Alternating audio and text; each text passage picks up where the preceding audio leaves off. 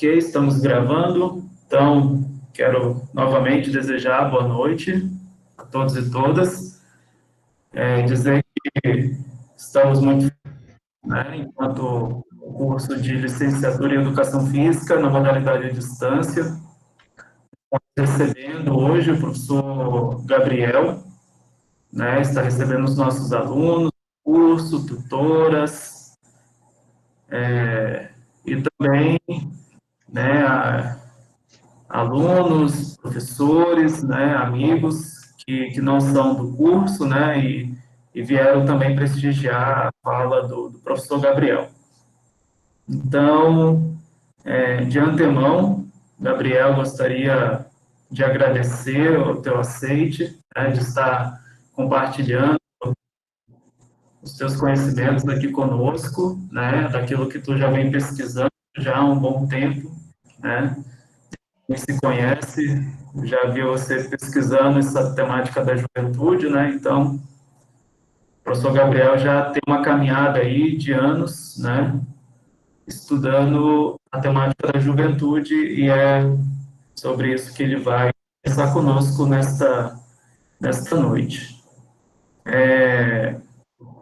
Queria só fazer uma pequena apresentação aqui, né? O professor Gabriel Carvalho Bungestab. É certo, Gabriel? Ou a pronúncia não está boa ainda?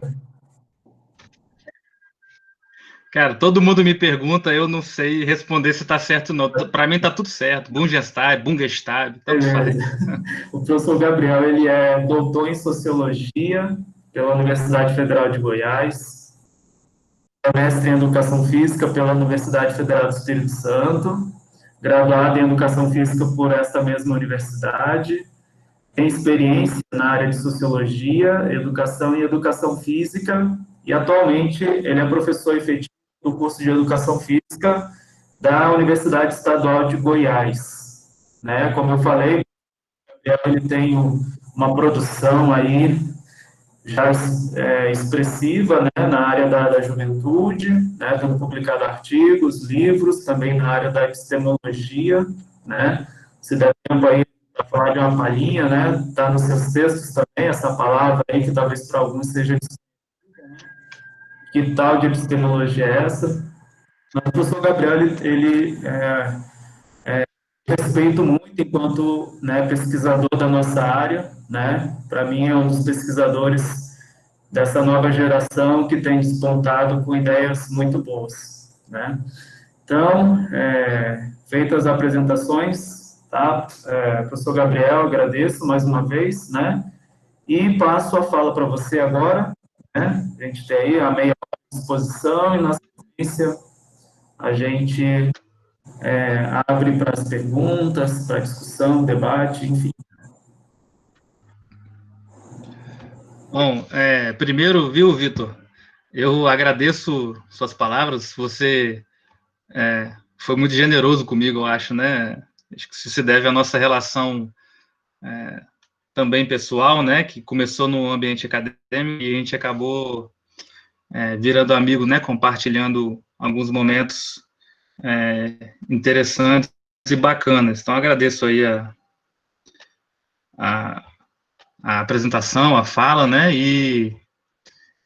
Mas eu me sinto como mais um, né? Mais alguém curioso, como as pessoas que estão aqui, né? Primeiro, agradecer ao pessoal que está aqui participando, né? Que nesse contexto pandêmico e tão maçante, né? Que está sendo as nossas relações laborais estabelecidas por essa tecnologia, né? 8 horas aqui, 7 horas aí, o pessoal que está disposto, né? E que entrou, eu fico feliz, né? Eu sei que não é fácil, né? Tirar um tempo para a gente fazer esse encontro e conversar. E aí eu preparei uma fala, já entendendo que é um assunto que não é muito simples, pelo fato dele envolver, na minha concepção, 3 categorias, entre aspas, né? Que cada uma delas tem seu próprio... tem suas próprias especificidades, né, que é a educação física, a juventude e o ensino médio. Então, elas andam com as próprias pernas, né, nas sub-áreas do conhecimento, e aí eu, nas minhas inquietudes, eu busquei juntá-las no sentido de pensar essas concepções juntas. Então, isso é complexo, não é simples, né? Que a gente tem que fazer as devidas amarras. Então, eu tentei preparar uma fala simples, no sentido de tentar ser entendido, né? Mas, ao mesmo tempo, com um grau de complexidade, para a gente poder debater, talvez depois, né? Com alguma sustentação teórica, né? Que dê um norte para a gente compreender e duvidar e questionar, tá? Então, de onde que eu parto, né? Qual é o meu ponto de partida? Então, parece que adivinhou o slide está aparecendo, tá, né? O Vitor parece que adivinhou os meus slides, né? Então, meu ponto de partida para tentar entender juventude, educação física, ensino médio, né? Ele começa nas minhas inquietudes epistemológicas, ou seja, durante o meu processo, né, de formação inicial e continuada, nas leituras dos textos, enfim, na minha prática pedagógica, sempre fui muito inquieto no sentido de aceitar algumas teorias, né, de aceitar algumas concepções, de aceitar determinadas realidades pedagógicas, e aí essas dúvidas, né, elas foram aflorando dentro de mim, e aí elas meio que passaram a fazer parte do meu cotidiano, não só acadêmico, né, mas do meu cotidiano profissional, né. Então, perguntas como o que é educação física, né, que elas afloraram na década de 80 e 90, para mim elas ainda não estão respondidas, mas elas têm resposta, né. Perguntas sobre qual é a nossa especificidade dentro da escola, elas não foram respondidas, né?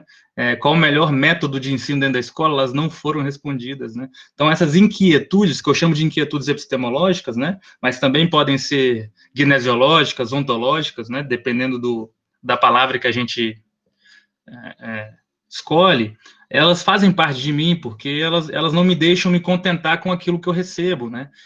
Então, esse é um ponto de partida para tentar imaginar a juventude e a educação física no ensino médio, tá?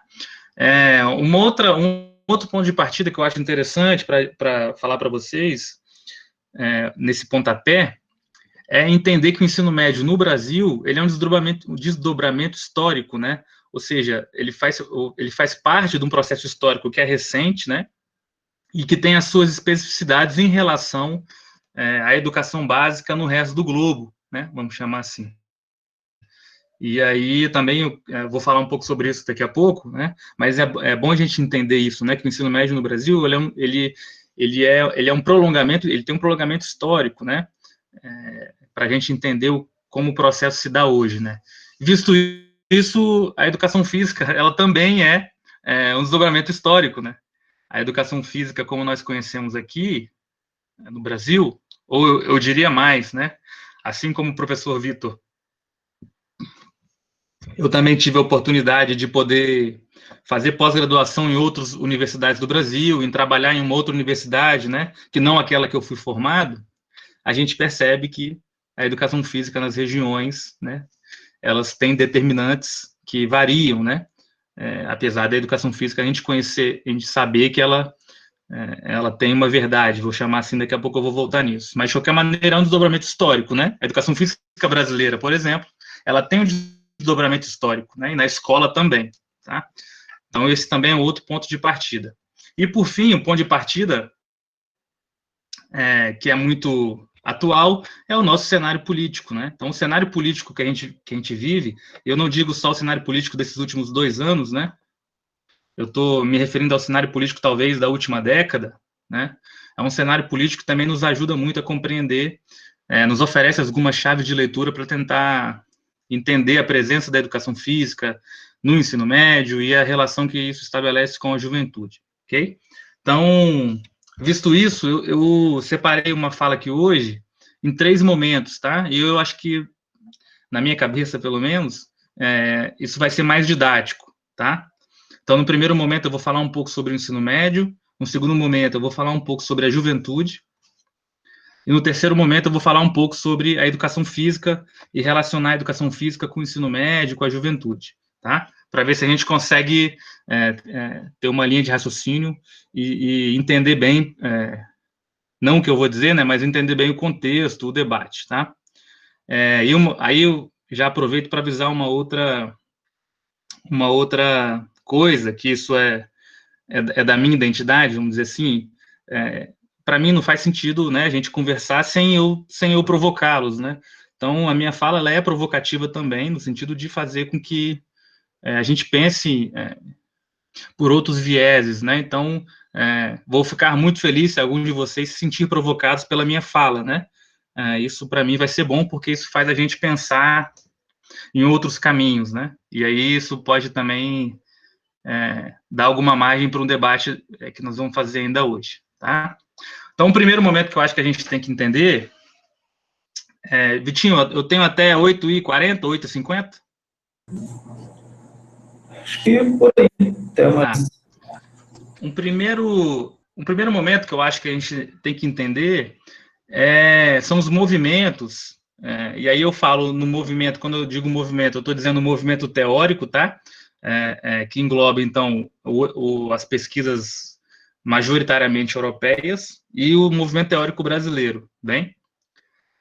Então, há uma discussão atual, né, de um movimento teórico que ele é duplo, no sentido de que uma parte das teorias atuais, elas têm desenvolvido uma ideia de que o ensino médio, né, a educação básica e o ensino médio especificamente, por ser um espaço que recebe os jovens, né, que são sujeitos específicos, né, uma categoria específica, ela é uma escola que já não se apresenta mais tão atrativa no seu currículo, nos seus conteúdos, nos seus saberes, nos seus ritos e cotidianos, para os jovens, né? E ela precisa se reorganizar, né, no sentido de passar a fazer sentido para essa parcela da população.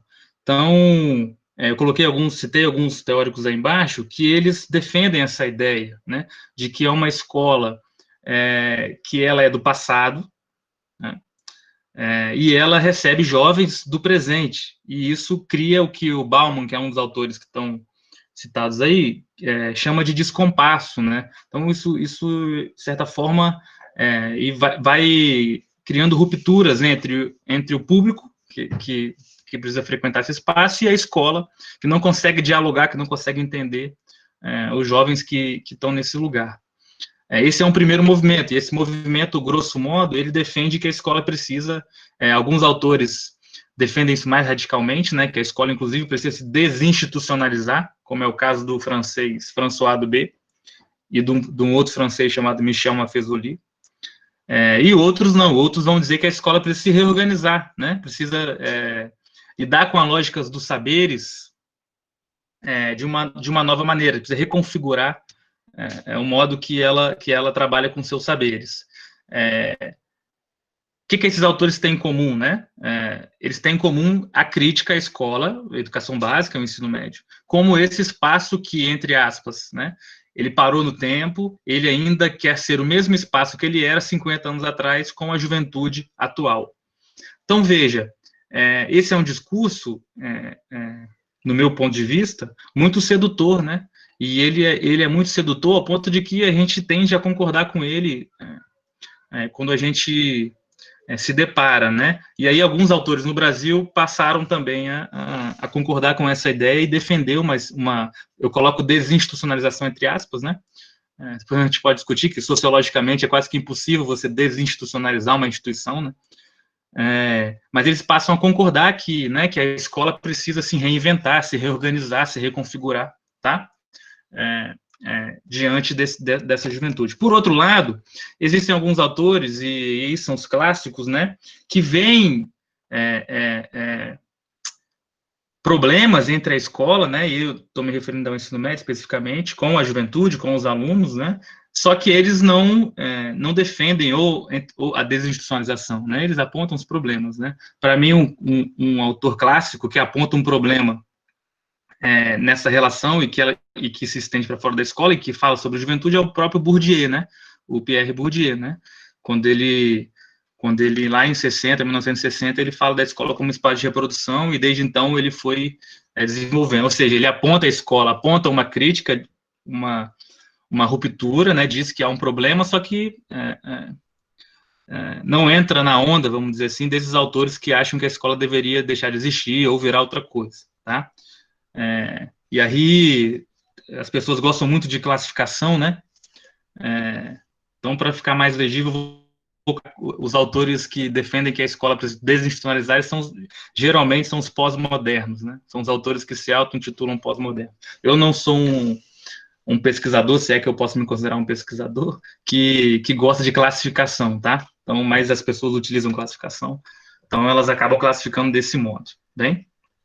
E aí, vejam, mas Gabriel, por que você está dizendo que esses autores dizem que a escola não é um espaço mais que ela oferece o que ela ofereceu para os jovens, ela não é tão atrativa, né? Um dos motivos que os autores vão dizer é justamente que fora da escola, em outras instituições, os jovens, eles têm as mesmas informações e conhecimentos que eles tinham ou têm na escola. Então, a escola acaba perdendo o seu monopólio do saber, vamos dizer assim, né? Então, na sua função de socialização, seleção e educação, que era um monopólio dela, né? Hoje, ela já não tem mais esse monopólio, porque os jovens, eles vão buscar coisas que a escola pode ou poderia oferecer fora da escola. Um exemplo clássico disso, que eu trabalho há alguns anos, né? É o caso das práticas corporais, né? Daqui a pouco eu vou tentar aprofundar e refletir um pouco sobre isso, né? Então, se o jovem, por que ele escolhe não fazer uma aula de educação física? Ele não participa das aulas no ensino médio, mas no seu cotidiano ele é faixa preta em jiu-jitsu e ele pratica o jiu-jitsu, ou ele é matriculado em uma escolinha qualquer de uma prática corporal, né? É uma contradição, né? No mesmo saber, vamos dizer assim. Claro que ele é diferente, né? Porque eu estou falando do espaço extraescolar, mas é um problema, né? Que a gente precisa discutir, tá? E aí, no caso brasileiro, especificamente, né? Depois de ter falado um pouco sobre essa questão de uma escola que não responde mais, né? Que não é mais atrativa aos jovens. No caso do Brasil, nós temos algumas especificidades, né? Que são consequências, sem dúvida, na minha concepção, da expansão tardia do ensino médio, né, que ocorreu ali final de 80, começo da década de 90. Né? E essa expansão tardia, ou seja, veja, pessoal, isso na minha cabeça é um diagnóstico. Por que é um diagnóstico? Porque, pense, uma escola que recebia uma parcela de jovens, né, década de 80 e 90, estava acostumada a receber essa parcela de jovens com seus capitais culturais, sociais e econômicos específicos, né? Ela, na sua expansão, ela passa a receber jovens que até então ela nunca recebeu, que ela não recebia. Jovens com outros tipos de informações, de conhecimento, né, de capitais culturais, vamos chamar assim.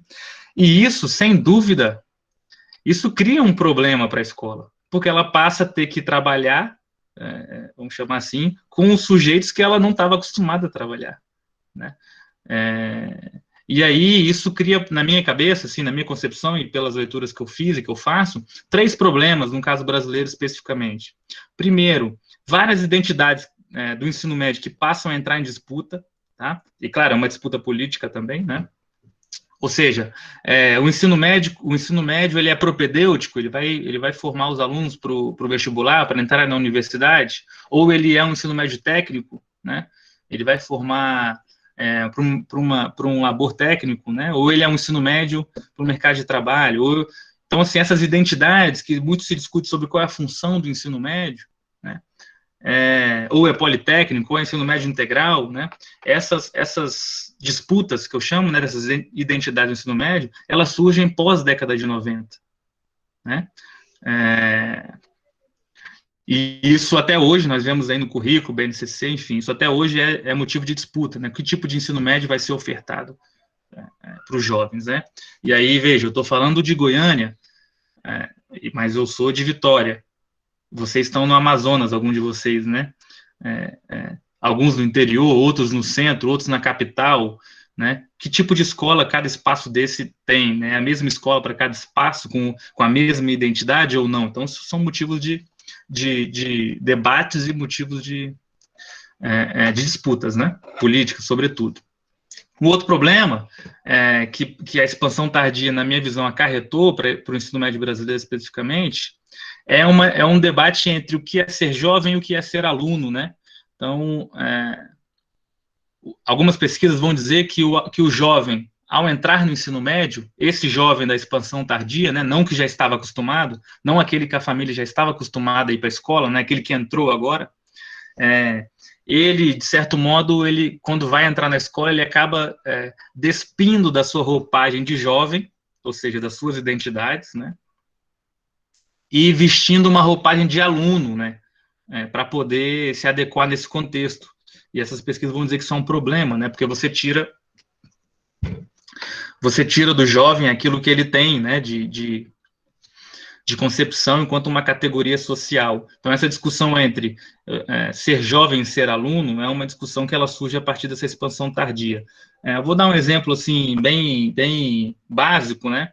Se vocês, em algumas escolas, ficarem na entrada da escola de ensino médio, vocês vão ver que os jovens, quando eles vão entrar na escola, eles abrem mão de tudo aquilo que representa eles, né? Então, eles têm que tirar o boné, eles têm que trocar a camisa, a meia não pode ser daquela cor, eles têm que... Então, assim, isso é um exemplo, na minha concepção, muito simples do que é ser o jovem e do que é ser o aluno, né? Então, não é permitido que ele seja ele dentro daquele espaço. Então, isso é um problema que as pesquisas também têm relatado, e nós temos boas etnografias escritas na antropologia, na sociologia, sobre isso também, tá?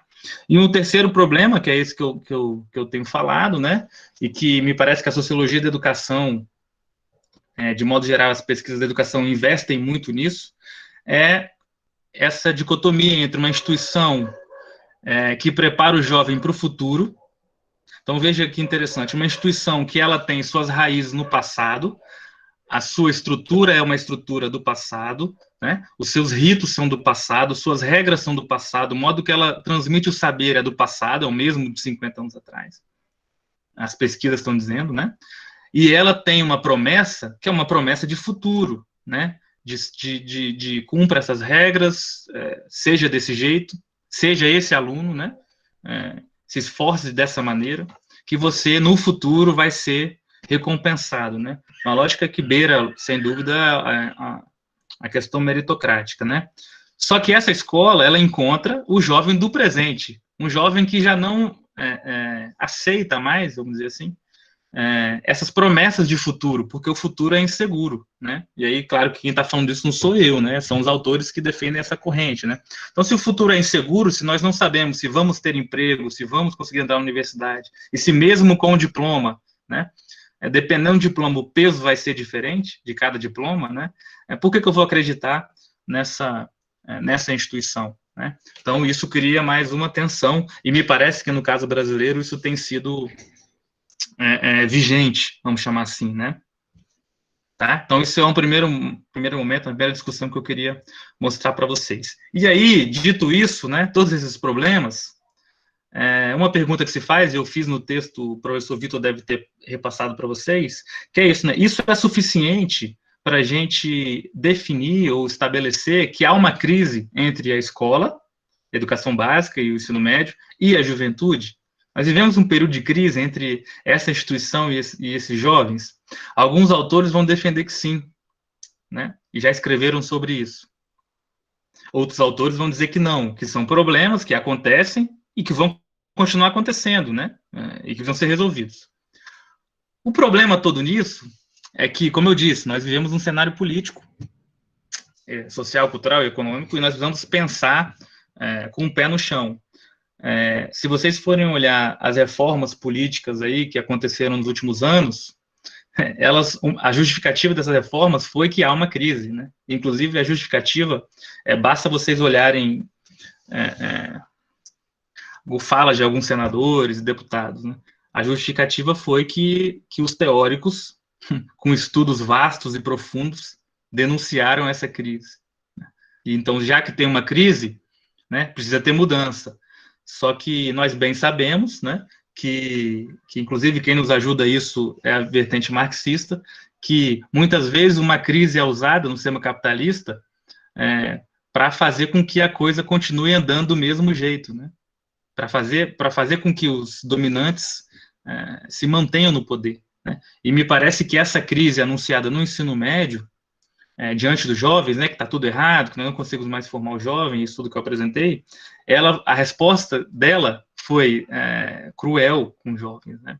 Basta a gente ver não só a BNCC, mas basta a gente ver a proposta de reforma no ensino médio, né, que ela considera o jovem como uma categoria homogênea, né? Então, mesmo o jovem que está no interior do Amazonas, eles consideram como se fosse o mesmo que está na capital paulista, né? Eles dão uma espécie de autonomia para as escolas decidirem qual identidade que ela vai optar, né? Se ela vai querer um caráter propedêutico ou se ela vai querer um caráter técnico. Então, essa resposta para a suposta crise, né? Ela, sem dúvida nenhuma, na minha concepção, ela é prejudicial a uma determinada parcela da juventude, né, da população, que já sofre há muito tempo com esses problemas, né?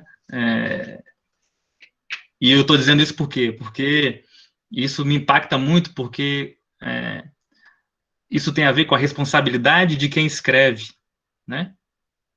A nossa área é assim, daqui a pouco eu vou falar sobre isso. Será que as pessoas que escrevem os livros, os artigos, eles têm a concepção de que eles estão ditando o campo, que eles estão ditando as relações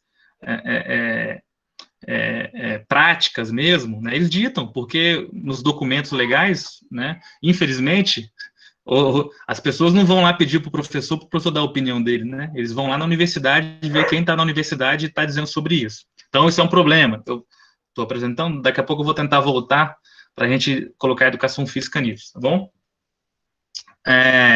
Aqui, ó, só um quadro. Esse quadro deve ter uns 2, 3 anos, tá? Mas só para mostrar para vocês a realidade de fato do ensino médio, né? E vocês já devem saber, obviamente, né? De evasão, de déficit de vagas, de falta de professores, de baixo desempenho. Ou seja, tudo isso eu não discuti na minha fala até agora, né? E são, na minha concepção, os principais problemas, né, de uma escola, né? Qualquer que seja ela, né? E da educação básica. Não esses problemas que nós estamos discutindo, esses problemas que eu abordei agora não envolve isso, né?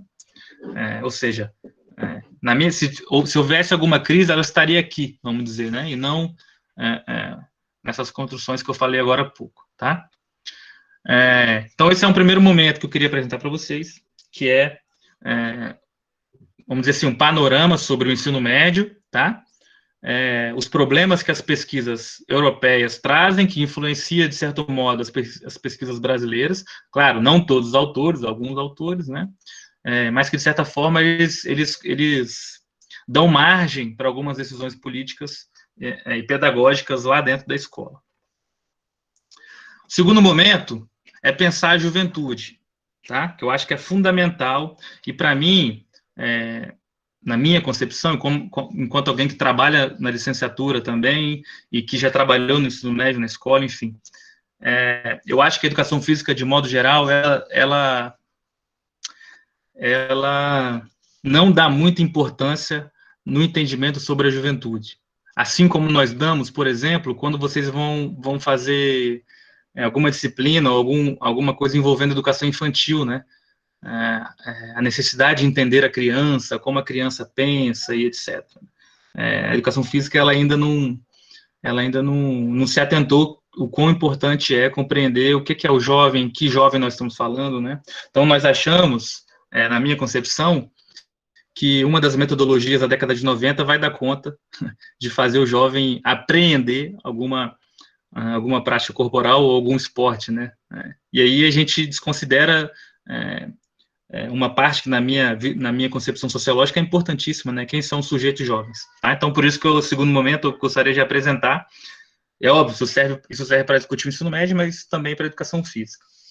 Então, rapidamente, para não me delongar muito nessa parte, quem são os sujeitos jovens, né? Sociologicamente, a juventude ela passa a ser discutida lá em meados de 1920, 1930, tá?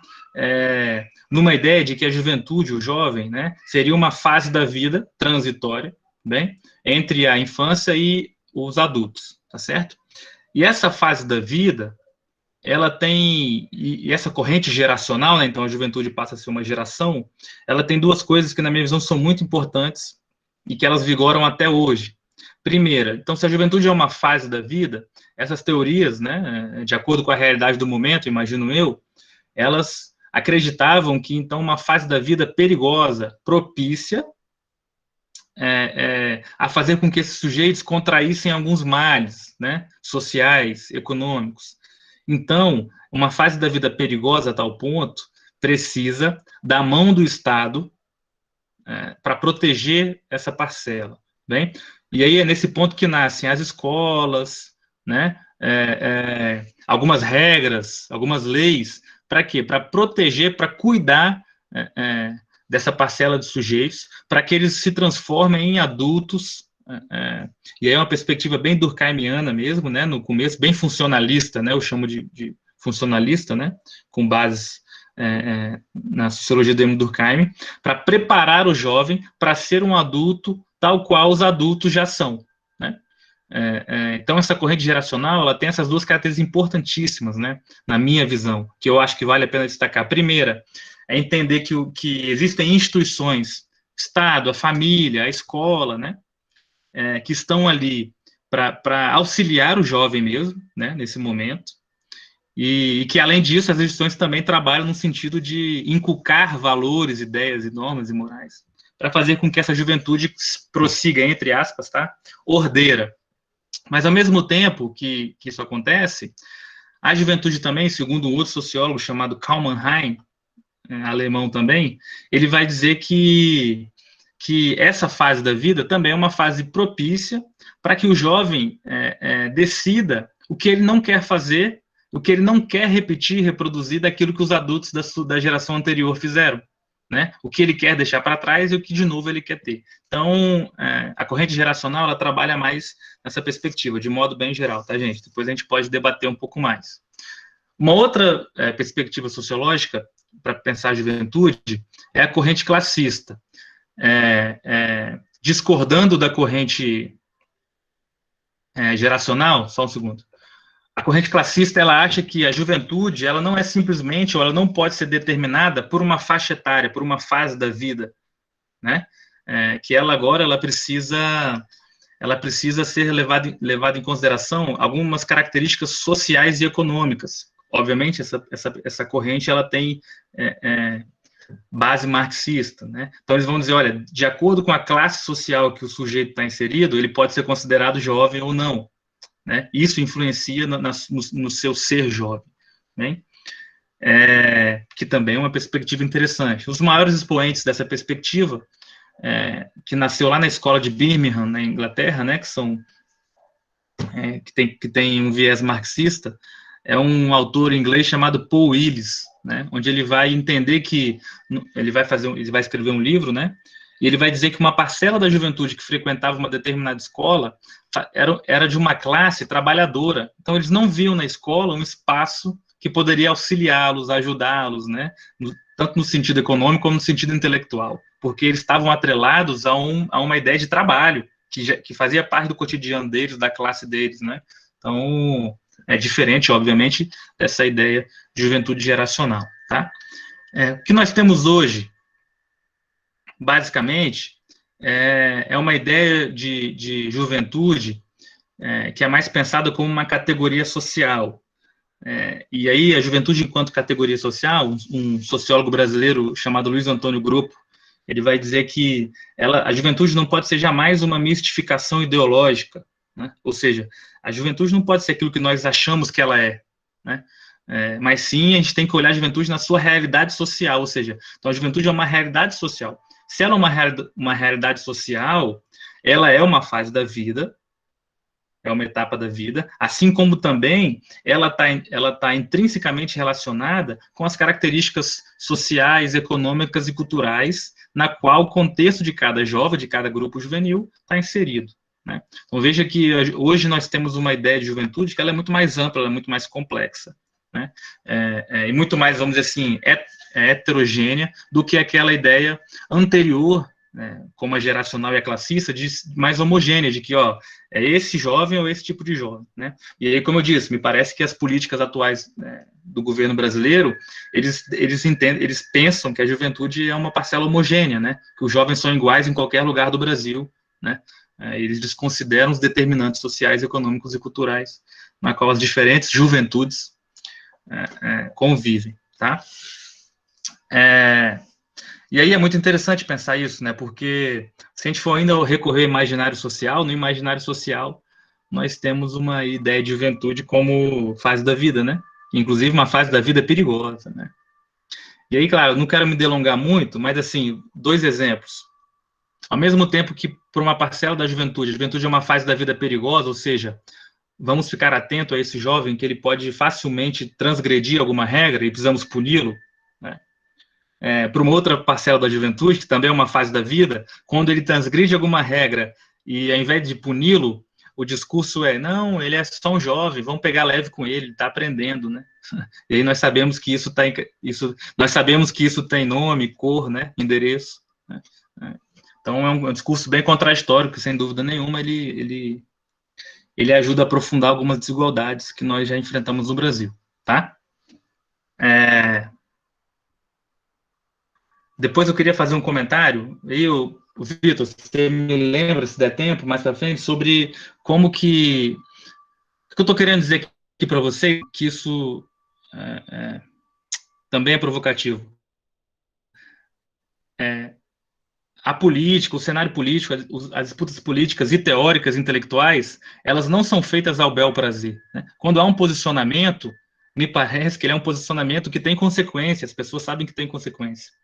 Então, pensa assim, quando eu digo que a juventude é uma fase da vida e ela acaba com 18 anos, por exemplo, ou 24, que seja, e eu vou num debate público e digo que uma pessoa hoje, 14 anos, ela já pode ser responsabilizada pelos seus atos, eu estou dizendo que, ou de 16 anos, pode ser responsabilizado pelos seus atos, eu estou dizendo que esse jovem não é mais jovem, já que ele pode ser responsabilizado pelos seus atos, não é isso? Ele não é mais jovem, né? E isso acarreta várias consequências, né, sociais, mas quase sempre as pessoas estão preocupadas com as consequências econômicas, né? Se eu digo para um jovem de 16 anos que ele não é mais jovem, que agora ele pode votar, que ele é adulto, que ele pode responder pelos seus atos, isso tem uma consequência sociológica, social.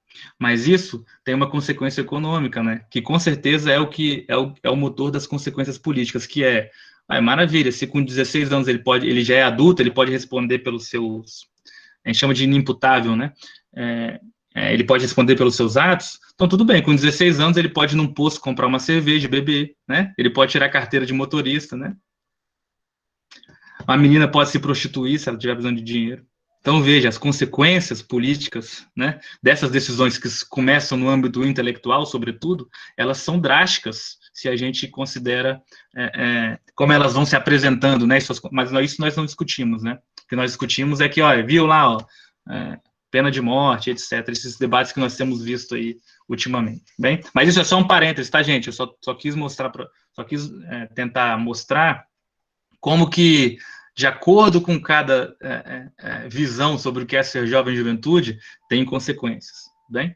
Então, eu não tenho dúvidas que para a gente que trabalha com educação física, a gente tem que ter uma visão de juventude, que se nós não tivermos, isso vai ter consequências no nosso trabalho, né, na nossa prática pedagógica. Vou falar daqui a pouco sobre isso, tá?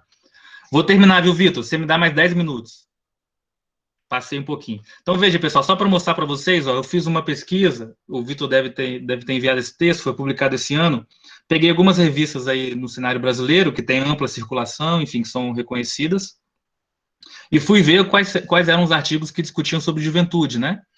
E aí vocês percebam que eu posso chutar aí tranquilamente mais de 3 mil artigos que eu devo ter pesquisado, apenas 51 se debruçaram sobre juventude especificamente, ok? E aí, só para mostrar para vocês alguns resultados bem rápido para não extrapolar o tempo. Desses 51 artigos, só 15 buscaram conceituar o que seria juventude. E aí, nesses artigos teóricos, ensaios, tá? Como também artigos empíricos, do pesquisador que vai na escola no ensino médio, do pesquisador que vai lá numa escolinha de esportes, ou que vai no ambiente de lazer, ou que vai numa academia. Só 15 desses artigos, né, que discutiam juventude, se preocuparem em conceituar, ou seja, em deixar claro que aquela pesquisa entendia como sendo juventude, certo?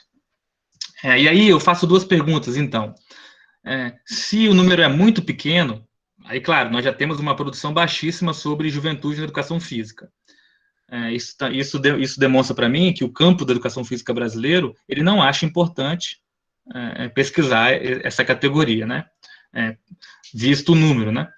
Então, isso para mim me levou a refletir sobre duas questões. A primeira delas, qual é a necessidade do campo brasileiro da educação física? Discutir conceitualmente o que é juventude, né?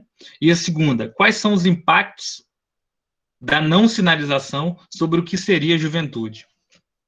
Aí eu vou dar um exemplo que é assim, ó. Eu acabei de falar agora mais cedo, e já vou passar para esse próximo slide, eu não vou ler, eu vou tentar falar sobre esse parágrafo aí, vocês fiquem à vontade para ler, que talvez seja até melhor do que eu falando. Acabei de falar mais cedo, e eu concordo com isso, nós temos que concordar, que a juventude hoje, ela, por mais que haja o discurso de que os jovens são protagonistas do seu destino, não é isso? Que o jovem pode escolher, se ele não quiser fazer inglês na escola, ele faz um cursinho, ele pega o tablet, ele pega o celular, ele faz, né? Esse discurso de que o jovem é protagonista, que é um discurso muito cruel, né? Com uma parcela da juventude que precisa do Estado, né? Que precisa de educação, que precisa de lazer, que precisa de saúde, não é isso? Que o Estado tem que oferecer isso para essa juventude. Me parece que quando a educação física se preocupa, ou quando ela começar a se preocupar, em também delimitar e defender, vamos dizer assim, independente de qual visão que seja, em defender nas suas pesquisas uma ideia de juventude, isso vai fazer com que a gente, enquanto área do conhecimento, e aí traduzido pelas práticas corporais, que sejam, né, os esportes, enfim, ou a própria escola, que a gente também auxilie na constituição da juventude. Se a gente reconhece hoje que a escola ajuda a formar um jovem, que a família ajuda a formar o jovem, é isso? Que os grupos de lazer, que os grupos, as tribos ajudam a formar o jovem, né? Que essas instituições, entre aspas, elas fazem parte da vida dos jovens, por que não considerar, grosso modo, que a educação física, traduzida ou na escola, né, pela escola, ou pelos ambientes de lazer, enfim, que ela também possa ser uma instituição, entre aspas, importante para ajudar na condição juvenil, né, para definir a condição juvenil. Hein? Eu acho que isso, assim, claro, eu estou falando sobre aquilo que eu pesquiso, então eu preciso ter paixão naquilo que eu faço, né? Mas eu penso que se a gente não se atentar a isso, nós em curto espaço de tempo, décadas, nós vamos estar dialogando com jovens que não foram constituídos pelas práticas corporais, que eles entendem muito sobre futebol, entendem muito sobre dança, entendem muito sobre qualquer tipo de prática corporal, mas eles entendem sobre, seja mediado por um computador, por uma tecnologia, por um videogame, e não realizando essas práticas, né? E aí, claro, se isso for no espaço formal, é dever da escola. Se isso for no espaço fora da escola, aí pode ficar no âmbito do lazer, enfim.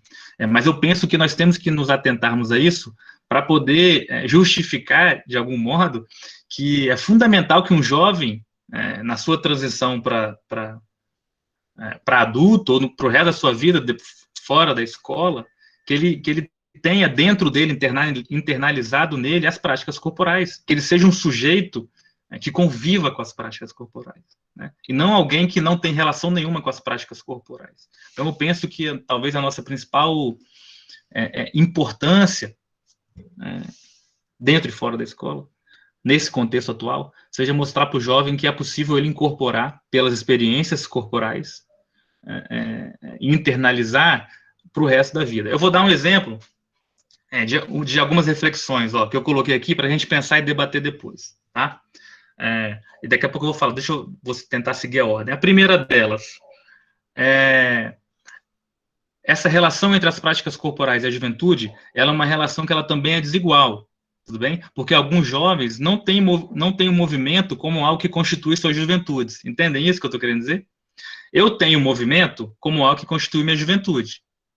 Independente do movimento corporal ou da prática corporal. Alguns jovens não têm. Talvez, inclusive, dessa geração que está vindo agora, né? E isso, você não tenha dúvida, isso pode potencializar a desigualdade juvenis, tá? Uma outra reflexão, e eu vou voltar nela daqui a pouco, estou me estendendo, né, Vitor? Vou passar rápido. É uma ideia de que existem outros espaços institucionalizados que podem oferecer ao jovem práticas corporais que a escola não tem oferecido. É a velha discussão que nós já conhecemos do rola-bola, do quarteto fantástico, né? Dizendo, olha, você vai entrevistar um aluno e o aluno fala, na escola é só futebol, vôlei e basquete. Por isso que eu não faço aula. Porque fora da escola, eu pagando 20, 30 reais, o cara me ensina slackline, rapel, enfim, qualquer prática corporal que seduz muito mais ele. Então, isso é algo que nós também temos que nos atentar, tá? E é uma reflexão. Uma outra reflexão que nós que trabalhamos na escola temos que fazer é a seguinte: é possível a escola, será que a escola aí, claro, na figura do professor também, será que é possível a ela achar que ela pode dar trato pedagógico a todas as práticas corporais? Isso é uma reflexão que eu tenho feito, eu não tenho tempo para escrever sobre isso, mas eu gostaria, talvez algum de vocês possa escrever, que é o seguinte: existem práticas corporais, seguindo a linha do que eu estou apresentando para vocês hoje, que elas surgem meu Deus do céu, fugiu a palavra, que elas surgem na crítica ao modelo social que está imposto. Vou dar um exemplo. O parkour, le parkour, que é aquela prática corporal francesa, ela surge também numa crítica ao modelo social imposto, que é essa escada é lugar para andar, esse muro não pode pisar, não é isso? Na verdade é feita disso arquitetonicamente. Então essa prática, ela surge isso que fugiu a palavra, mas ela surge na crítica a isso. Me parece que quando a escola pedagogiza essas práticas, ela elimina o que essas práticas têm de mais importante, que é criticar esses modelos. Né? Então, um parkour na escola ele não vai dar certo, porque a escola, a diretora, o professor, enfim, a organização desse espaço não vai deixar o aluno subir em cima da cadeira, não vai deixar ele dar um mortal, pular um muro, não vai deixar. E aí, quando o professor acha que está fazendo um bom trabalho, que é colocar o le parkour dentro da escola, na minha concepção, ele está fazendo um péssimo trabalho. Não péssimo porque, né, não estou culpabilizando o professor, mas ele não entendeu que a essência dessa prática corporal é justamente essa crítica, né, a essa estrutura criada. Então, eu penso que isso é algo a ser escrito, né, e talvez isso expande a educação física, né, em si e vá para outras disciplinas, né. E aí, pelo menos hoje, o Vitor está gravando a aula, isso é um perigo, né, que eu posso mudar de opinião semana que vem. Mas, pelo menos hoje, no que eu tenho lido, escrito e visto, eu acho que algumas práticas corporais, elas não têm condições de serem pedagogizadas na escola que nós temos hoje, na escola que nós encontramos. Porque, ao modo que elas são pedagogizadas, elas perdem a sua essência e o seu caráter fundamental, como esse exemplo que eu dei do Le Parkour. Tá? Então, isso é algo para refletir, né? Uma outra coisa que eu acho que a gente também tem que refletir é a luta por reconhecimento. Aí eu coloquei essa expressão de propósito aí, que o Vitor conhece bem, que é do Exo Honneth, né? A luta por reconhecimento de algumas práticas corporais da juventude, né? Existem práticas corporais, e a gente não pode negar isso, que elas não são da juventude, porque qualquer pessoa pode fazer, mas elas estão inseridas num contexto mais juvenil, né? Dessa categoria social, né, que é uma fase da vida, mas que também é uma construção sócio-histórica e cultural. Então, a gente tem que tentar, no ensino médio especificamente, lutar por esse reconhecimento dessas práticas, né, enquanto professores. E uma outra reflexão, tá vendo que são reflexões que eu não consigo fazer se eu não tiver um entendimento sobre o que é a juventude, né? É uma possibilidade de transferência geracional de algumas práticas, né, no ambiente formal e informal. Existem práticas corporais que elas são transferidas de geração para geração, né, e a geração jovem, ela mantém viva essa prática corporal e vai passando para gerações futuras. Veja, eu coloquei espaço informal, porque o espaço informal é mais fácil de a gente visualizar, né? A amarelinha, alguns tipos de jogos regionais que só acontecem numa região, num lugar, eles são transferidos geracionalmente, né? De geração para geração. Então, se eu perco de vista essa ligação entre uma geração e outra, e como que a juventude pode receber ou não uma prática corporal da geração anterior, eu também estou falando nisso. A juventude pode dizer que uma determinada prática corporal não faz mais sentido para ela. Ela pode acabar com essa prática corporal, porque se ela para de praticar e reproduzir, a tendência, né, essa prática deixar de existir, enquanto um patrimônio cultural que seja, né? Então é fundamental também refletir sobre isso, né? Vamos passar, Vitor, tá? Eu estou terminando. Então, visto isso, vamos para o terceiro momento e último, que é pensar a educação física no ensino médio, que tem a ver com isso tudo que eu estou falando, mas que também tem como eu disse, né, um bloco histórico, né? Tem um desdobramento histórico. E aí, duas coisas a gente não pode esquecer, que são importantíssimas para a gente, para vocês que vão trabalhar com a escola, ou que vamos até mesmo trabalhar no ensino médio. Primeira, há um avanço muito grande nos últimos 30, 40 anos na educação física escolar no ensino médio, tá? E na escola de modo geral, né? Que ele é marcado pela sistematização de alguns conhecimentos que os estudantes devem aprender. E é por isso que eu estou falando sobre isso hoje com vocês, né? Porque na década de 80, 90, tiveram pessoas, professores, pesquisadores e pesquisadoras, né, que disseram, olha, é fundamental a gente demarcar conhecimentos que devem ser aprendidos pelos estudantes na escola, né? E aí eu tô resumindo aqui nas propostas metodológicas. Então, isso é um avanço muito grande. Por mais que eu, Gabriel, professor Gabriel, nos meus estudos, hoje tenho achado que essas propostas metodológicas são muito mais tipos ideais, na perspectiva weberiana, depois se alguém tiver dúvida eu posso dizer, do que de fato propostas metodológicas, né? E aí cabe, como o Vitor disse, cabe à nossa geração, a geração de vocês, tentar achar caminhos melhores, né? Eles abriram caminho, a gente tem que dar sequência. Então isso foi um avanço muito grande para inserir a educação física na escola e no ensino médio, tá? E os argumentos legais, vamos dizer assim, né, que justificam a nossa presença na escola, né, são os documentos legais, né, e que vocês estão cansados de conhecer, e a própria produção do campo, né, a produção do campo também ajuda a legitimar a educação física na escola. Eu vou pedir desculpa ao pessoal que mandou mensagem, que eu não estou prestando atenção, daqui a pouco eu leio, tá, não sei se foi pergunta, tá, Vitor? Depois eu leio. E aí, ó, eu fiz a mesma pergunta, estou acabando, fiz a mesma pergunta que eu fiz com juventude aqui na educação física. Esse aqui já é de um artigo de 2017 que eu escrevi com o professor Lazarotti Filho, aqui da Federal, tá, o Ari? E nele a gente também tentou entender o que estava sendo produzido sobre ensino médio, sobre ensino médio no campo da educação física. Então, grosso modo, a produção também é baixíssima, né? Nós fizemos em 2017 essa pesquisa, ela aumentou um pouco agora, né, depois da BNCC, etc., então tem uma produção que já cresceu, mas ainda é pequena, tá? Grosso modo, esses textos trabalham com o quê? Então, eles tentam discutir o currículo como função de prescrição e regulação, né? Então, aquilo que é escrito, o que é realizado, e também algumas particularidades contemporâneas do cotidiano escolar, como essa que eu estou dizendo para vocês, né, relacionadas aos conteúdos, né, o Quarteto Fantástico, ou aos saberes dos alunos, né? Então, um aluno que tem algum saber internalizado, mas que o professor não consegue propiciar que ele apresente aquele saber na escola. Então, pesquisas mais, eu chamo de microsociais, tá? E não é depreciativo, é uma expressão que acho que fundamenta bem, tá bom? O que essas pesquisas, pessoal, na minha visão, elas trazem para a gente? Primeiro, que elas denunciam, né, vamos dizer assim, uma relação, elas alertam para uma relação denuncista da realidade, e isso é um problema que ainda existe, né? Então, são pesquisas que elas ficam denunciando a realidade, estão dizendo que está tudo errado, que nada está bom, que as coisas não funcionam, né? Isso ainda acontece, eu acho, né? Entre a relação dos pesquisadores, os teóricos e os práticos, né? Esse distanciamento. Vocês devem estar acostumado aí com o PIBID, né, com residência pedagógica, que é uma tentativa de romper com esse distanciamento, né, de juntar melhor essas duas classificações.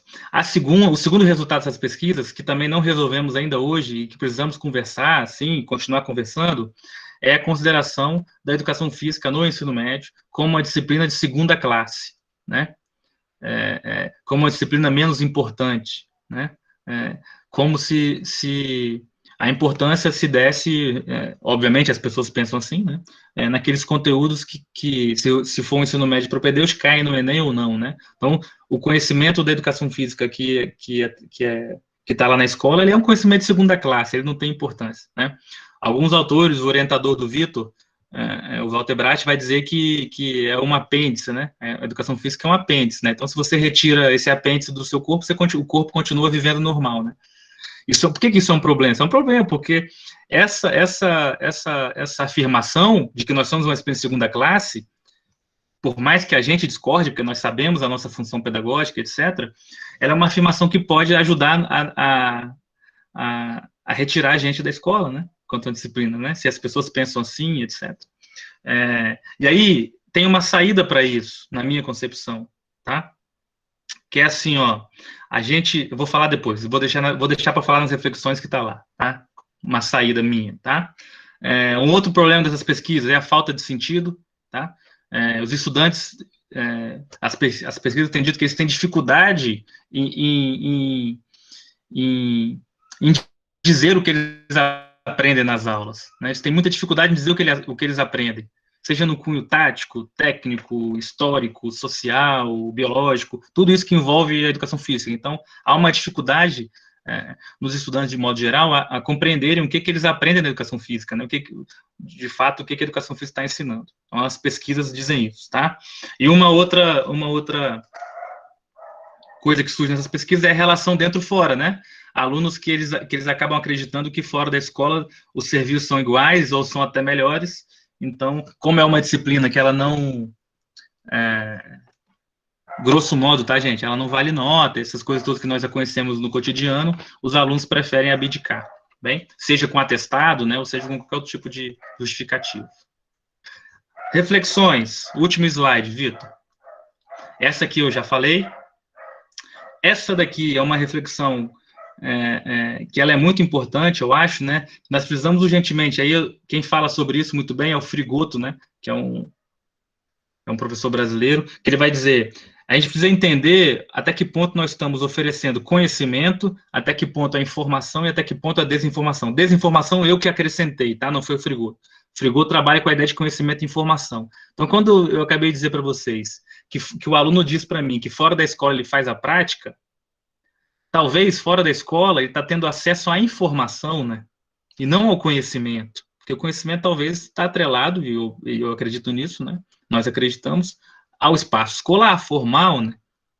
Só que há uma confusão atual do jovem em confundir informação com conhecimento. Então, ele acha que a informação que ele recebe fora da escola tem o mesmo patamar e peso do conhecimento que ele deixa, que ele abdica, que ele não quer receber dentro da escola. Então, isso é algo a se discutir. Por que eu coloquei desinformação? Porque nós temos visto hoje, algo que eu nunca ia imaginar, que a tecnologia, vamos dizer, as mídias sociais, elas têm desinformado as pessoas. Se a informação já estava ruim por ser muito rasa, a desinformação é pior, porque é o fake news, né? É não conferir a fonte, é não ver se o troço de fato é verdadeiro, né? Se aquilo pode fazer mal a mim ou não, enfim. E isso, sem sombra de dúvida, pode acabar desaguando na educação física, né? Aí as pesquisas que vão estudar aqueles aplicativos de abdominal, de emagreça, não sei o quê, elas podem dar conta de responder isso. Até que ponto aquilo ali tem conhecimento de fato ou não. Então, isso é uma reflexão. Uma outra reflexão, que é essa que eu já fiz, né, a gente também tem que se atentar em outros espaços que estão se institucionalizando para oferecer as práticas pedagógicas.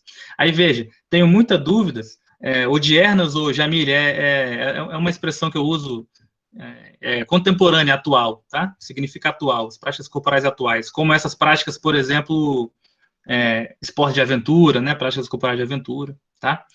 O que seria institucionalização de outros espaços? Uma escolinha de futebol, por exemplo, quando alguém diz, olha, cuidado que o menino lá na escola, ele vai deixar de fazer a educação física porque ele vai se matricular na escolinha de futebol que tem lá no bairro dele, né? Então, isso, na minha visão, é uma institucionalização desse outro espaço, né? E esse outro espaço, subjetivamente ou não, inconscientemente ou não, ele segue as mesmas regras da escola. Ele tem professor, ele tem horários, ele tem turmas, né? Tem regras.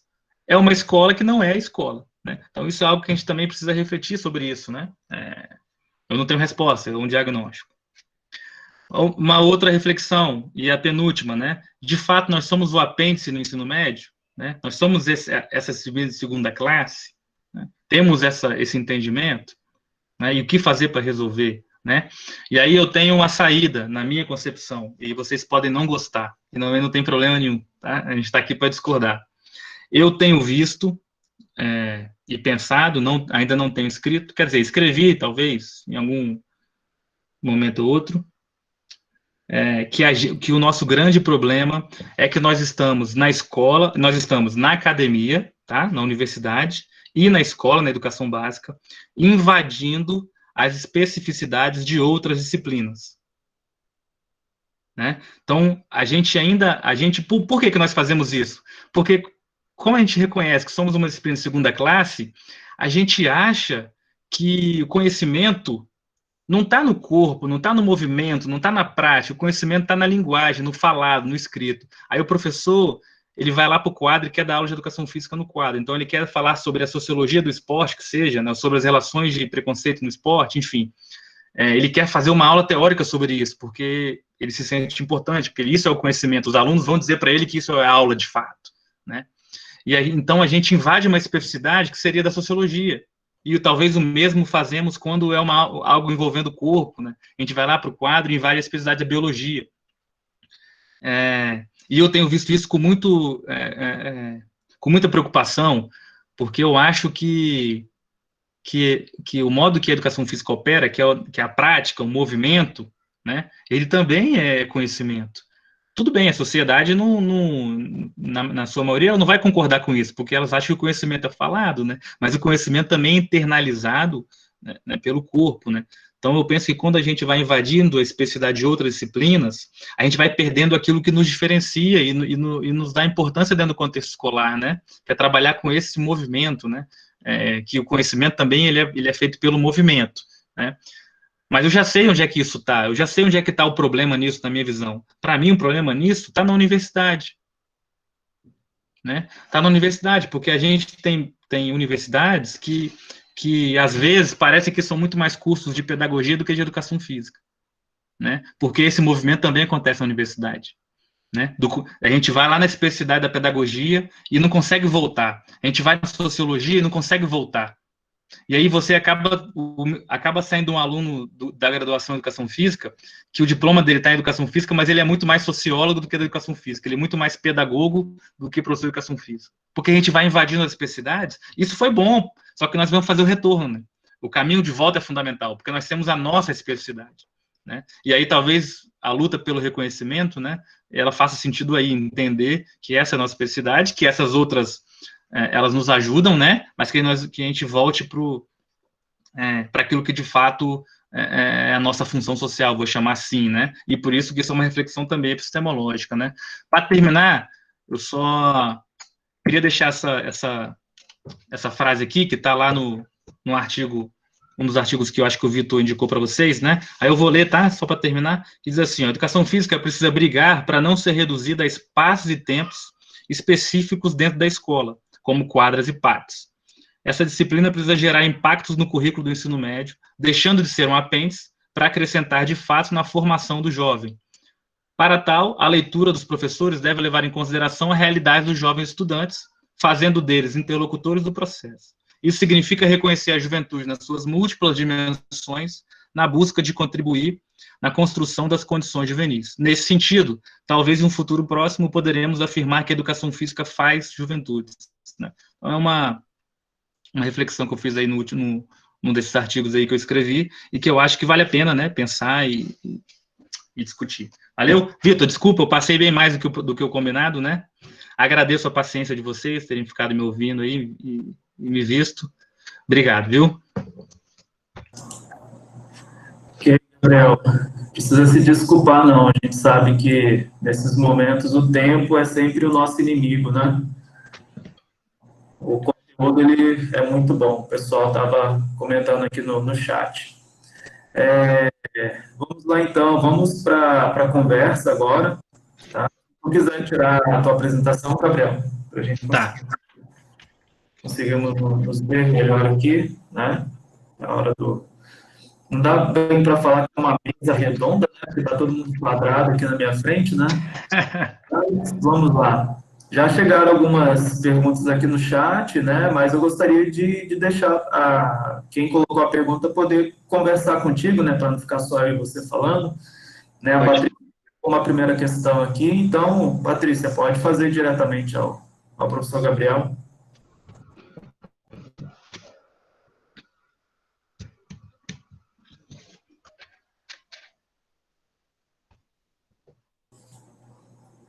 Ok. Será que a Patrícia Ela está sem microfone. Mas vamos lá, né? Ela, Colocou a pergunta aí, né? Eu gostaria de saber quais autores. Ah, tá. Quais autores tratam o Le Parcours como uma transgressão de regras sociais ou função de espaços? Patrícia, obrigado pela pergunta, viu? Eu esqueci o nome do autor agora, mas se você anotar meu e-mail, eu posso te passar, tá? Eu estava até procurando aqui para ver se eu achava, mas tem alguns autores um especificamente, não todos, mas que falam disso, né? E assim, o parkour eu utilizei como exemplo, mas o skate, por exemplo, né? O skate urbano, quando ele surge, as tribos skatistas, né? Pelo vestuário, pelo modo que eles vão se configurando, eles também podem ser considerados como esse espaço, né, de transgressão, assim, né, e aí até que ponto você deixa um aluno, por exemplo, que é skatista, né, que vive nesse contexto dessa trio, até que ponto, quando ele for aprender o skate na escola, ele pode levar tudo aquilo de cultura, né, que o skate ofereceu para ele fora da escola, né, essas discussões tem um livro, inclusive, depois se você, eu posso deixar meu e-mail aqui, você me encaminha que eu te passo. Beleza. Na sequência aqui, a Jamile, você já respondeu. E o Júlio César coloca uma pergunta aqui. Júlio César, fique à vontade aí para fazer um diretamente ao professor Gabriel.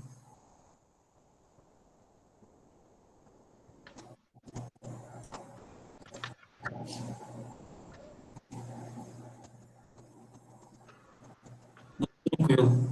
O Júlio César está colocando, né, que diante do cenário atual de precarização da escola, né, bem como a redução da carga horária da educação física escolar, né, como que ela pode romper com a escola tradicional e realizar um trabalho que seja mais significativo nesse contexto da juventude da escola pública. Nossa, o Júlio, obrigado. Eu acho que se eu tivesse a resposta à pergunta, acho que eu ia direto para Brasília lá falar com os caras. É difícil, né? Sobretudo pelo que você põe na frente, né? Redução da carga horária, a precarização das escolas, sobretudo as escolas do interior, né? Onde sequer nós temos materiais para trabalhar, né?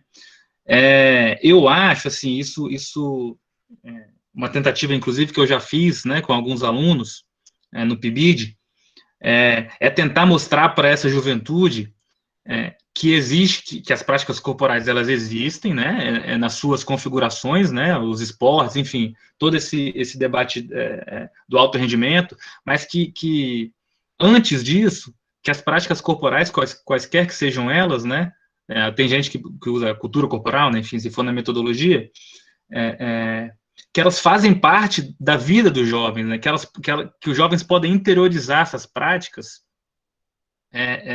e fazer dessas práticas assim conhecimentos e movimentos que eles possam levar para o resto da vida, entende? O meu maior medo, porque assim, ó, eu acho que a gente tem muita preocupação, a gente, entre aspas, né, em transformar o mundo, e mudar o mundo, e achar que o aluno vai chutar uma bola e ele vai ser mais crítico. Eu acho que isso é muito tópico, né? Eu acho que tem algo mais básico que está anterior a isso, que é o seguinte: nós precisamos fazer com que os alunos, primeiro, entendam que há um conhecimento que está na prática corporal e que esse conhecimento precisa ser adquirido por ele, porque isso vai constituir ele como um sujeito, né? Não vai ajudar ele, talvez, no vestibular, né? Mas vai constituí-lo como um sujeito, né? Vai humanizar ele, entende? Se ele for atleta, ótimo. Se não for, ótimo também. Mas é um conhecimento que ele vai se apropriar e vai humanizar, ele vai fazer parte da vida dele, entende? Eu acho que isso é um caminho. E isso é possível como? Cara, para mim, eu acho que é isso. Oportunizando as práticas, oferecendo coisas novas, seduzindo os alunos dessa maneira, né? Tentando variar os conhecimentos, enfim. Não conseguiria te responder agora qual que seria o modelo, mas eu acho que tenho escrito sobre isso também, que a experiência talvez possa ser a chave. E aí talvez não a experiência lá do Hildebrandt, lá da escola aberta, né? Talvez alguma coisa que ele escreveu lá faça sentido, sim, mas uma experiência no sentido mesmo da experiência internalizar, não um experimento, né? Fui lá, joguei a bola e voltei para a sala, mas algo que fique, que marque o jovem, né? Que marque ele no sentido do movimento corporal, e aí se vai marcar ele, ele vai fazer parte da vida dele o resto da vida, vamos dizer assim. Também é um pouco tópico isso que eu estou falando, né? Mas talvez seja a saída. Ok. Jamile colocou um comentário aqui. Jamile, tu quer falar? Aproveitar aí também quem quiser se inscrever, né, para poder falar, ou se quiser Só vai concluir. Vitor, antes da Jamile falar, desculpa, se ela quiser falar, só um exemplo, viu, Júlio, que você tinha colocado aí, que a sua pergunta é muito boa, ela me fez pensar em algumas coisas, né?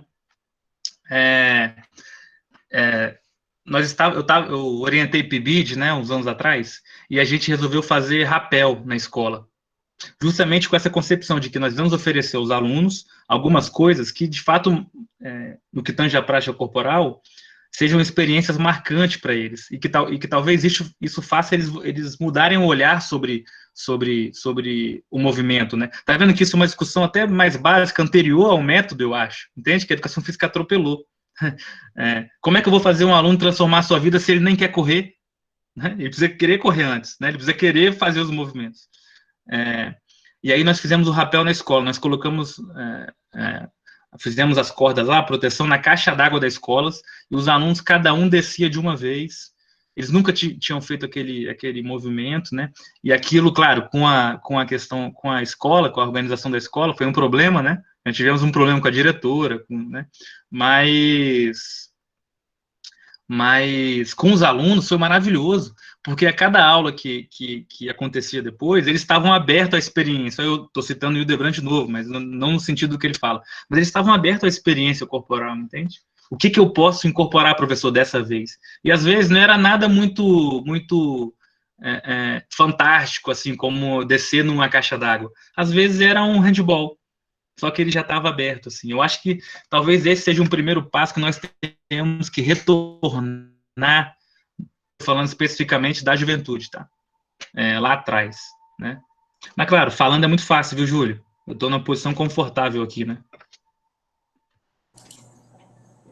Correto.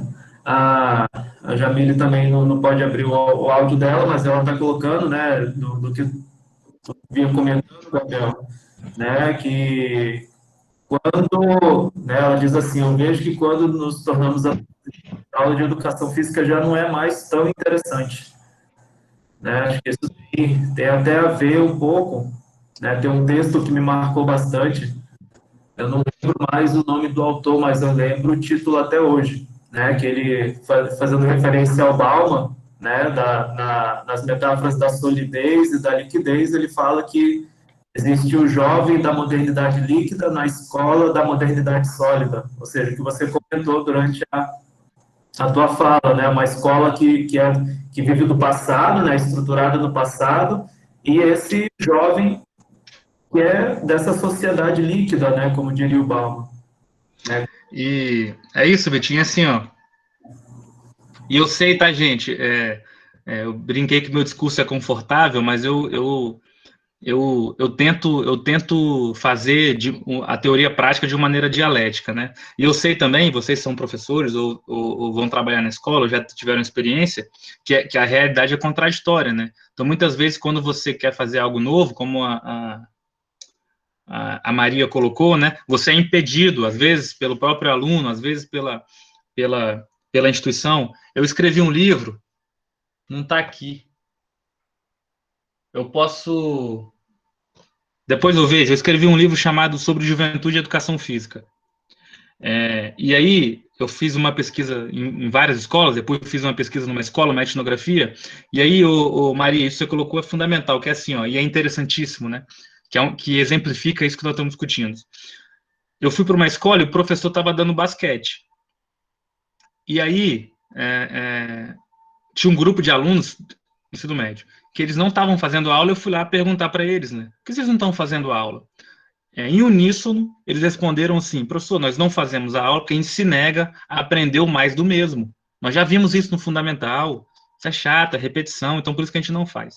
Aí eu chamei o professor e falei, cara, vamos fazer algo novo, vamos tentar fazer um basquete de rua com hip hop, chama o pessoal para grafitar aqui, e a gente faz uma música, um som, acho que vai, né? Poxa, novidade para eles, tem a ver com a cultura juvenil daquele contexto, né? Tinha muito a ver. Beleza, preparamos, organizamos, foi um trabalhoso e tal. E aí, quando nós chegamos para dar aula, o mesmo grupo de jovens quando viu o movimento diferente, disse, professor, hoje não vai ser aquele basquete, não. Porque, no fundo, o que eles queriam? Né? Eles queriam ficar sentados sem fazer nada. Entende? Então, independente do que seria. Só que, obviamente, foi muito confortável para eles anunciarem, né, que o problema estava no professor. Aí é óbvio, isso não pode deixar o professor desistir, né, sem dúvida nenhuma, né. Isso é um exemplo de como que a escola é um espaço contraditório, como que a sala é contraditória, né. Mas isso não pode deixar com que a gente desista, né? Por mais que seja tentador desistir, né, mas a gente tem que seguir, eu acho, né. Isso. A Jamile está colocando aqui, né, que o exemplo do professor rola a bola, né, chega lá, dá a bola, cada um faz, né. Creio eu, pelo que você falou, Gabriel, tem algo a ver com uma concepção de juventude que talvez o sujeito nem está refletindo sobre aquela concepção, mas ele está expressando na ação dele, né? Ele fala assim,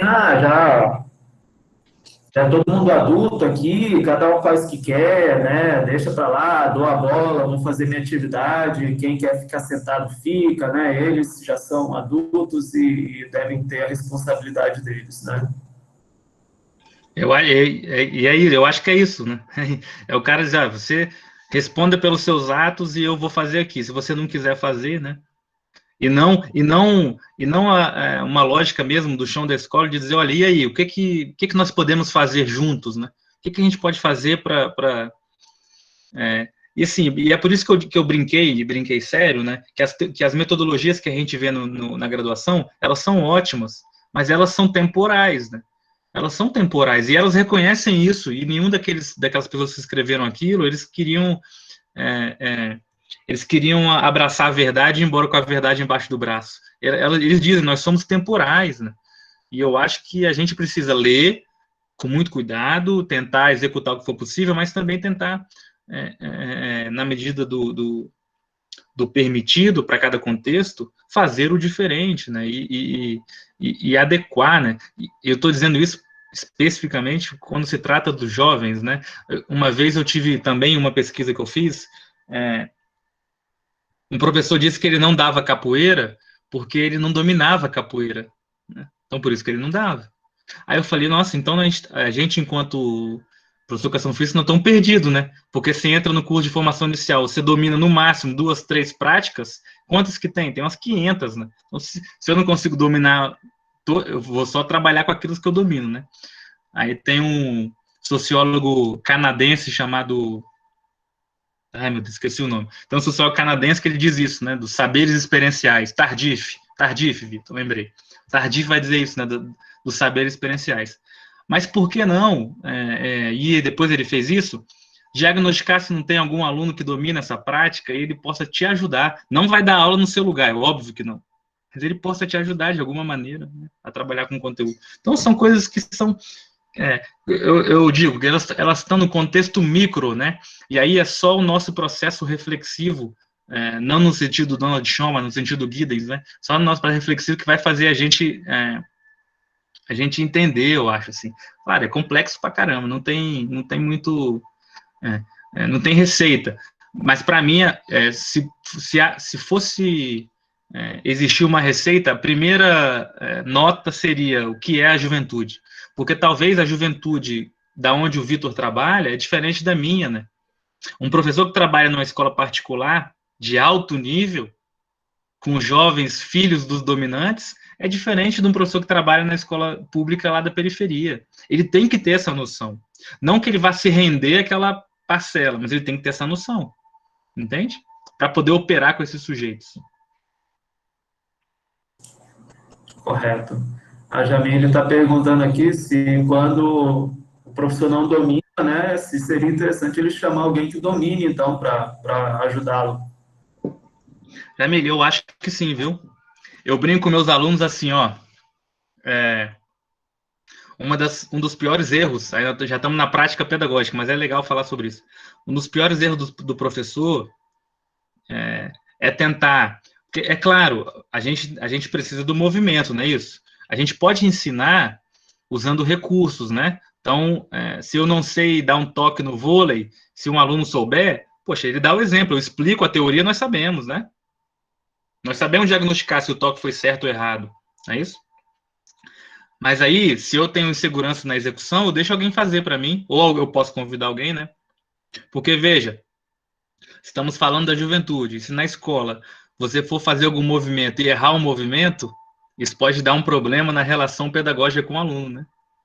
O aluno pode... E aí eu estou falando em autoridade, viu, gente? Não em autoritarismo. O aluno pode tentar balançar a sua autoridade, porque aquele conhecimento que você tentou colocar, se você não conseguiu executar, ele pode tentar enfrentar essa autoridade, vamos chamar assim. Isso acontece, tá? Isso acontece. Então, na minha visão, eu acho que não há problema nenhum em o professor que domina aquilo, né, mas que talvez não tenha problemas na execução técnica, problema nenhum ele convidar alguém para auxiliá-lo, para mostrar um próprio aluno, né? Eu acho que fiz muito isso quando eu trabalhava em escola, nunca tive problema. Tive problema já quando tentei executar movimento e errei, tá? Tive. Fui dar um arremesso no handball e errei, e aí eu tive problemas com o aluno, né? Tudo bem. Ó, a Patrícia está colocando aí na tua linha, Gabriel.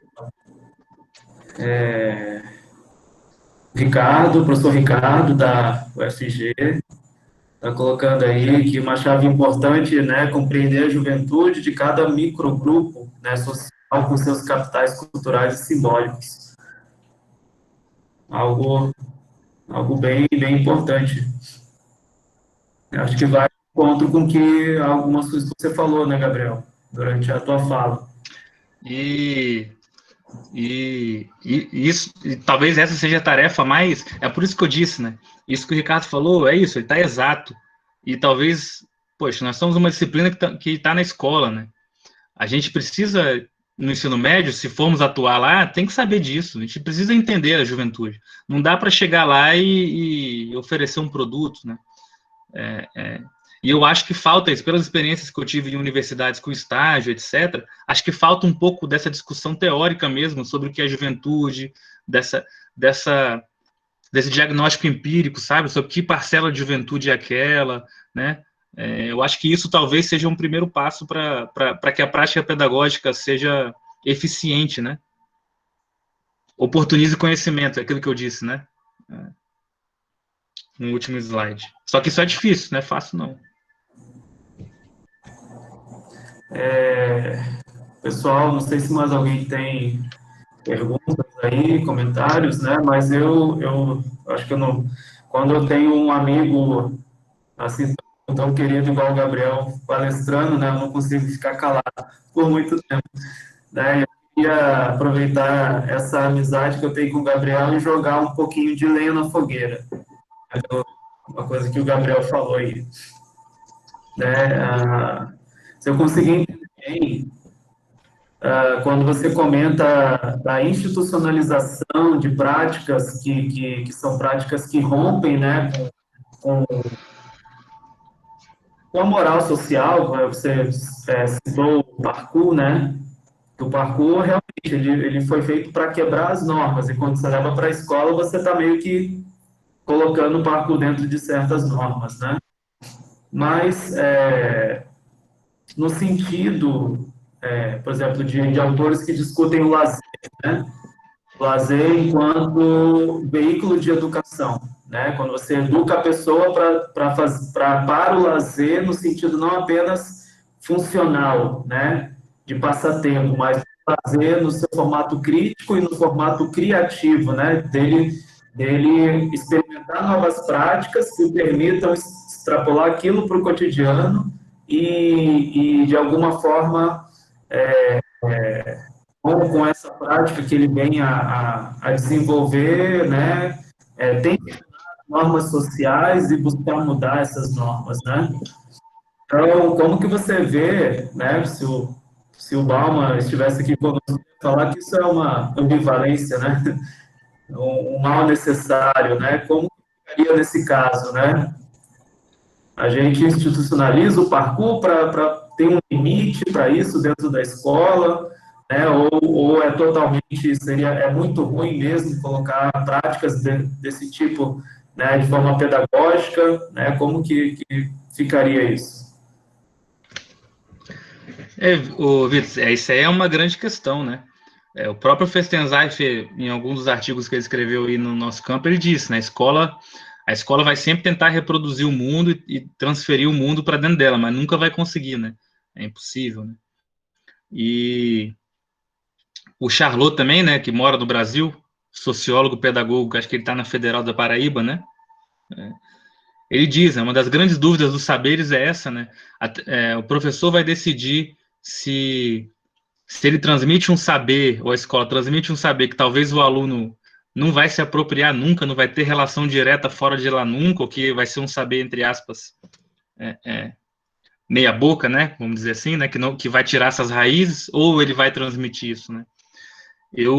Hoje, Vitor, eu te respondo hoje, assim, na escola que eu vejo hoje, a escola que eu, que eu tenho contato, assim, no modelo escolar que eu tenho contato, aqui em Goiânia, eu penso que esse tipo de conhecimento não é viável por esses pontos que eu falei, né? Mas, em outro lado, eu concordo com o que você disse, né? É direito de qualquer jovem, é, é, se eu fosse professor, eu pensaria, da escola, eu pensaria assim, o direito de qualquer jovem é conhecer qualquer tipo o máximo de práticas corporais que ele puder ter contato, né? Isso amplia o leque dele, né? Isso pode oferecer para ele novas chaves de leitura sobre o mundo, né, e sobre as práticas corporais, inclusive com parkour, né? Então, quando eu digo que não é possível, né, pedagogizar, né, isso, né, que você estava dizendo, né? Eu acho que é um problema que está muito mais na escola atual, e aí eu estou, né, dizendo aqui no contexto que eu vivo e tal, que eu participo, do que um problema nas práticas ou no professor, né? E eu acho que é uma coisa simples, né? Talvez é a escola, esse exemplo que eu dei da caixa d'água, por exemplo, é isso, é o entendimento, né?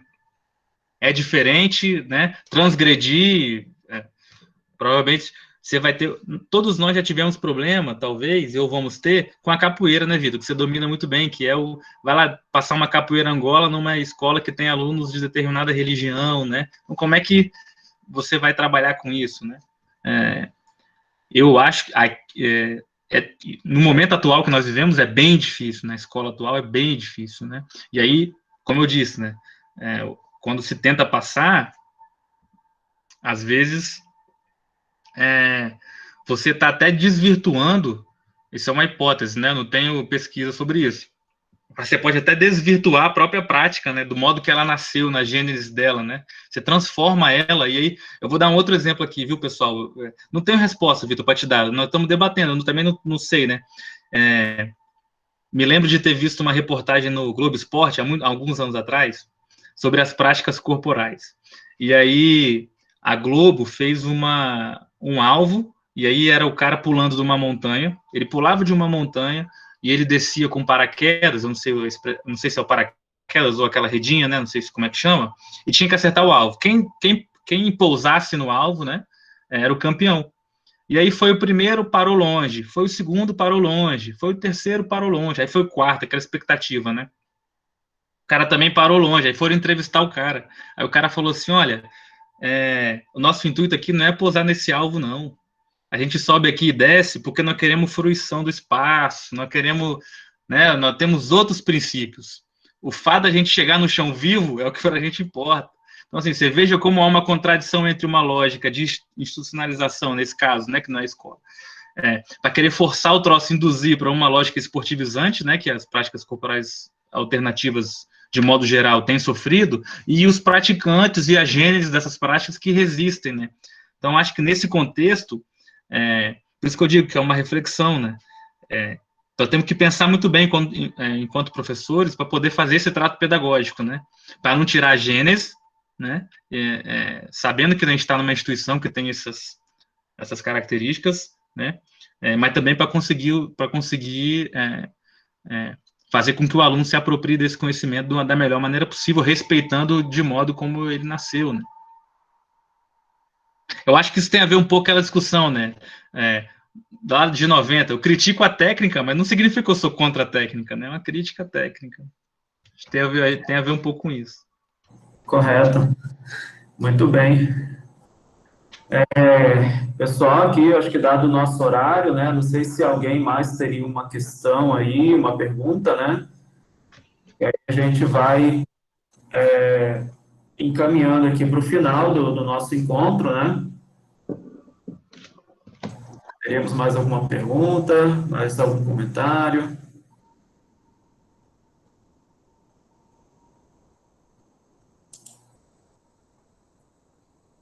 Bom, acho que não temos, né? Então, Gabriel, pode passar teu Vou, e-mail, ó. vou escrever aqui no chat.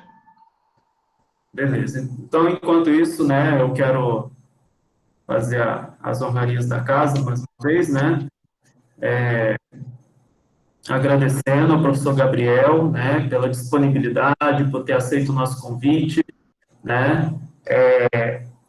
A gente tem buscado trazer professores que discutam as mais variadas temáticas, né, referentes à educação física, né, e, assim, fiquei muito feliz com o teu aceite, né, e creio que você contribuiu bastante aí para a formação dos nossos alunos aqui do curso de Educação Física na modalidade à distância, né. Então, agradeço, né, aproveito aí só para dar um recadinho do coração aí, sempre para os alunos, né, dizer que quinta-feira nós vamos ter a atividade interna, né, com os professores que ministram as disciplinas, tá? Então, quinta-feira a gente se vê novamente, tá? Gabriel, muito obrigado mais uma vez aí, tá? A gente fica muito feliz e que numa próxima a gente consiga trazer você presencialmente aqui para a gente poder, né, conversar aí de forma mais pessoal, né, e conseguir matar a saudade aí, né? Passo a palavra para você, né, quiser fazer suas considerações. Valeu, Vitor. Eu que agradeço, cara. Obrigado. Agradeço o pessoal que pacientemente aí, né, ouviu o nosso debate. Eu me considero um professor como qualquer outro, né, com dúvidas como qualquer outro, inquieto também como qualquer outro.